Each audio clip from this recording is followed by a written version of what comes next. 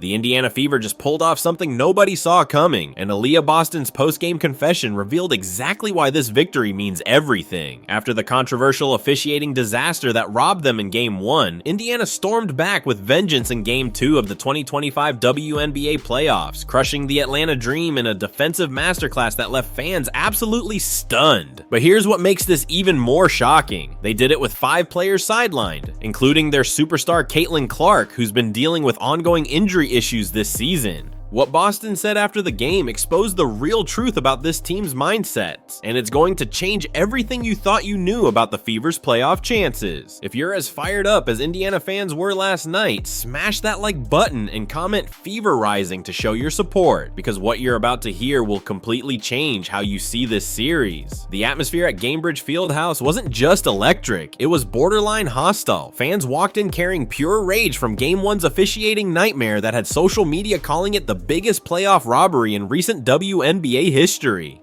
The whistles were so one-sided that even neutral analysts were questioning the integrity of the game. Stephanie White, Indiana's head coach, knew her team was walking into a pressure cooker. Before tip-off, she challenged them with words that would prove prophetic. There's gotta be a desperation that you play with at all times. This wasn't coach speak, this was a declaration of war. But that wasn't the whole story. The Fever entered this must-win game absolutely decimated by injuries and absences. Caitlin Clark, who's been battling injury setbacks throughout the 2025 season, watched from the bench in street clothes. Sophie Cunningham, another fan favorite who's been crucial to Indiana's success this year, was also unavailable. Add in Chloe Bibby, Sydney Colson, and Ariel McDonald all being sidelined, and you're looking at a roster that was basically held together with duct tape and pure determination. Most teams would have folded under this pressure. What Indiana did instead shocked everyone watching. From the opening possession, the Fever played like a team possessed. They didn't just win, they dominated wire to wire for the first time in a playoff game since 2002. Think about that for a second. 23 years since Indiana controlled a playoff game from start to finish.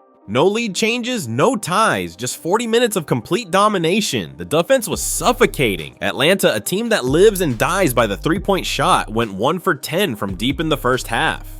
By the end of the night, they shot just 5 for 19 from 3 and under 40% overall. The Dream looked like they were playing in quicksand. What happened next would shock everyone, especially those who doubted Indiana could survive without their full roster. Kelsey Mitchell exploded for 19 points, draining 4 3-pointers at the most crucial moments. This wasn't just good shooting, this was Mitchell announcing to the world that she's ready to carry this team on her back. Every time Atlanta tried to make a run, Mitchell answered with a dagger. Her performance was so dominant that even Dream coach Tanisha Wright admitted post-game that they had no answer for her aggression. But here's where it gets really interesting. Aliyah Boston, playing in her first home playoff game ever, put up 15 points, grabbed crucial rebounds, and dished 3 assists while completely controlling the paint. Against one of the league's toughest front courts, Boston made it look easy.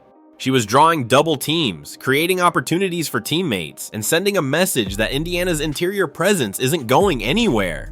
The way she dominated Tina Charles, a future Hall of Famer, had analysts calling it a changing of the guard moment in WNBA history. Then came the surprise nobody saw coming. Rookie Lexi Hull, who's been inconsistent all season, suddenly turned into a defensive monster. She held Atlanta's best shooters to a combined 3 for 15 shooting when she was the primary defender. The stats don't even tell the full story. Hull was everywhere, disrupting passing lanes, forcing turnovers, and bringing an energy that infected the entire team.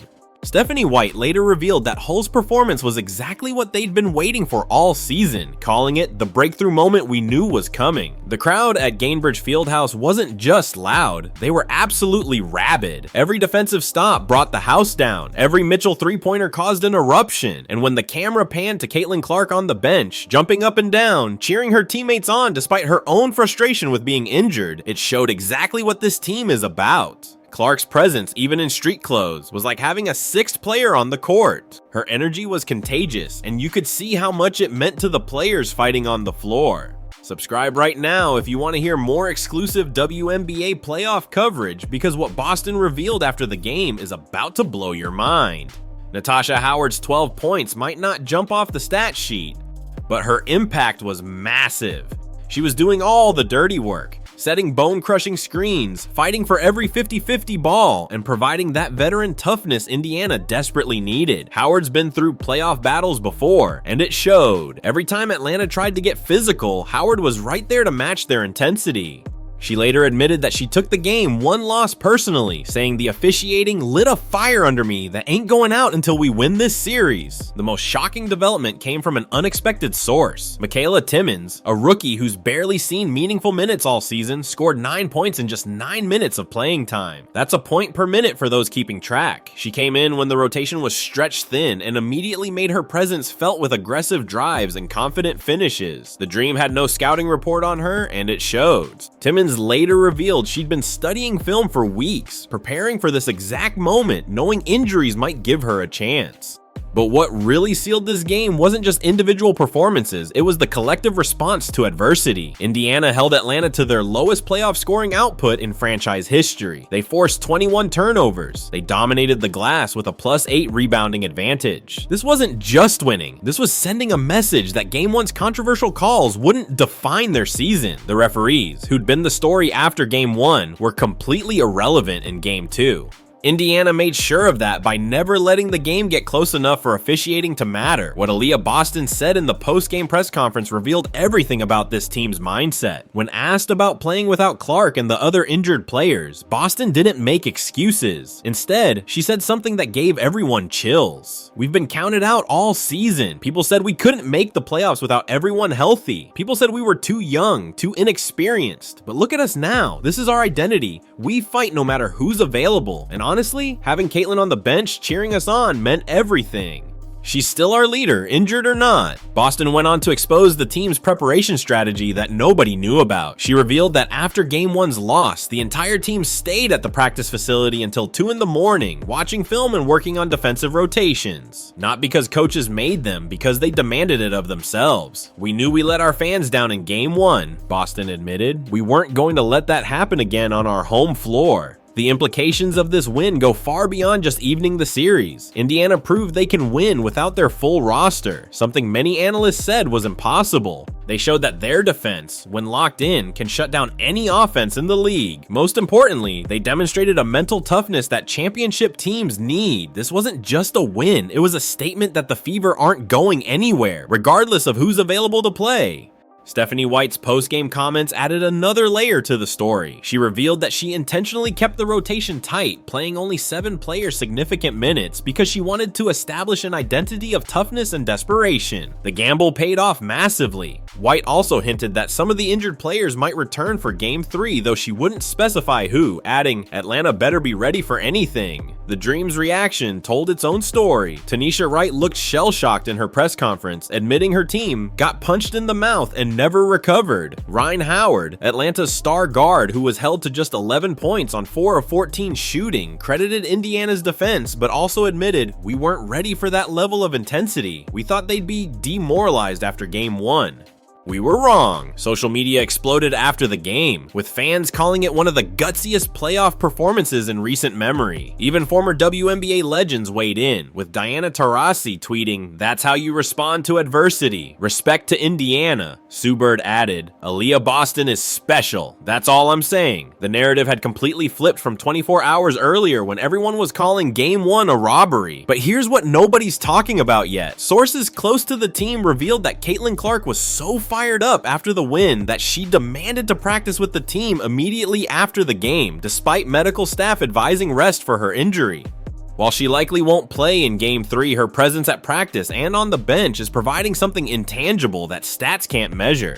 Clark reportedly told teammates, "I'll be back soon, but you all just showed you don't need me to win. That's championship DNA." The series now shifts back to Atlanta for a decisive Game 3, and the momentum has completely swung. The Dream, who looked invincible after Game 1, suddenly seemed vulnerable. Their three-point shooting, which is their bread and butter, was completely neutralized. Their offensive flow was disrupted. And most concerning for Atlanta, they now have to game plan for players like Timmons, who they hadn't even considered threats before. Indiana's injury report remains fluid, with White playing coy about who might return, but honestly, after what we just witnessed, it might not even matter. This team just proved they have something more valuable than a full roster. They have heart, determination, and a chip on their shoulder the size of Indiana. They're not just playing for a playoff series anymore. They're playing to prove that the disrespect, the controversial calls, and the injury excuses don't define them. The Fever haven't won a playoff series since 2016.